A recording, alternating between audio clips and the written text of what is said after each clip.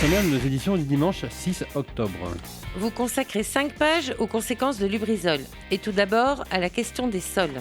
Les habitants qui se sont trouvés dans le panache de l'incendie il y a 10 jours sont toujours désemparés. Aux interrogations sur la pollution de l'air s'ajoutent celles sur les sols. Julien et Yann, habitants du quartier Saint-Gervais de Rouen, sont perplexes devant les impressionnants résidus échoués dans leur jardin. Nos reportages et l'avis de spécialistes. Autre angoisse, cette fois, celle des consommateurs. Comment avoir de nouveau confiance dans des produits alimentaires locaux ? Depuis 10 jours, la suspicion envahit les esprits des consommateurs. Comment être certain que ce que l'on mange ne présente pas de danger pour la santé ? La traçabilité des produits est plus que jamais indispensable, un casse-tête pour la filière agricole et les services de l'État.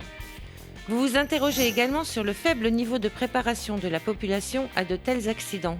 Et oui, malgré la concentration exceptionnelle de sites industriels dangereux, les habitants de l'agglomération rouennaise ne possèdent aucune culture du risque, jamais associée à des exercices grandeur nature. Quelles sont les raisons d'un tel aveuglement effrayant ? Notre enquête, appuyée par les interviews du député En Marche de Rouen, Damien Adam, et du député européen vert, David Cormand. Vous revenez enfin sur les racines de cette concentration industrielle sur la rive gauche rouennaise.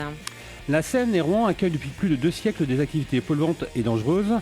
Alors que la question de la cohabitation de ces installations avec le développement de la ville se pose désormais gravement, nous retraçons l'histoire de ces implantations, le récit de ces rives du fleuve du pétrole.